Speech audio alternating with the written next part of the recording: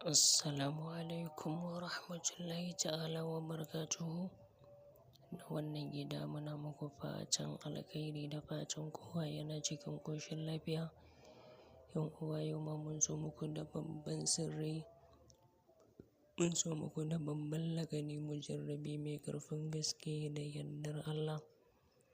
'Yan kasuwa, maza da mata, albishirinku wannan sirrin naku ne.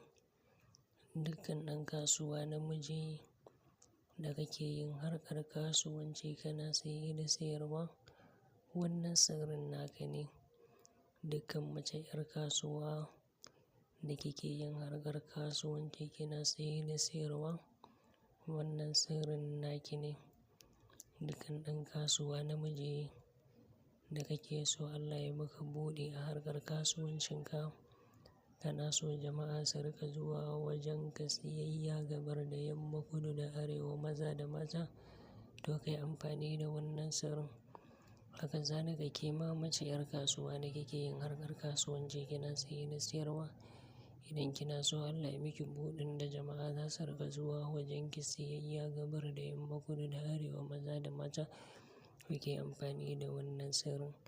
Domin wannan mujarrabin sirri ne na kasuwa, mujarrabin lagani ne na kasuwa mai ƙarfin gaske da yardar Allah.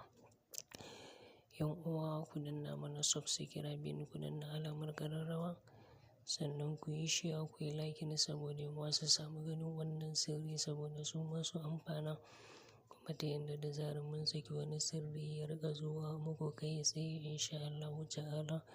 Kuma idan mutum yana neman wani ƙarin bayani ko kuma idan mutum yana so za a yi masa wani aiki, to insha Allahu zai iya tuntubar malam akan wannan lambar ta WhatsApp 08067013031. Insha Allahu duk wanda ya tuntubi malam akan wannan lambar ta WhatsApp, to zai samu malam da yardar Allah. Yan uwa kamar yadda muka shaida muku, wannan sirri ne na 'yan kasuwa. Dukkan ɗan kasuwa namiji da kake yin harkar kasuwanci kana saye da sayarwa.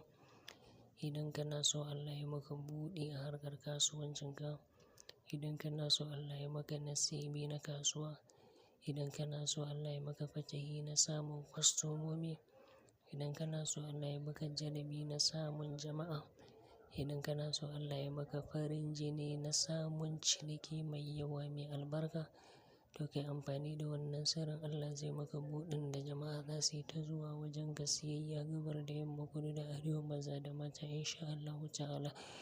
Haka zalika ke ma mace idan kina so Allah ya miki buɗi a harkar kasuwancinki, idan kina so Allah ya miki nasibi na kasuwa, idan kina so Allah ya miki fatahi na samun kwastomomi, idan kina so Allah ya miki jalabi na samun jama'a, idan kina so Allah ya miki buɗin da jama'a za su yi ta zuwa wajenki siyayya gabar da yamma, kudu da arewa, maza da mata, to ke amfani da wannan sirrin Allah zai miki buɗin da jama'a za su yi ta zuwa wajenki siyayya gabar da yamma, kudu da arewa, maza da mata da yardar Allah.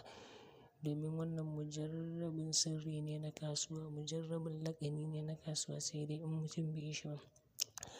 Amma dukkan ɗan kasuwa da kake so jama'a su riƙa zuwa shagunanka na tireda siyayya ko supermarket ɗinka ko restaurant ɗinka ko inda kake sayar da motoci ko inda kake sayar da wayoyi ko inda kake sayar da shaddodi ko inda kake sayar da atamfofi, to kai amfani da wannan sirrin za ka ga buɗi a harkar kasuwancin gabi iznillahi ta'ala.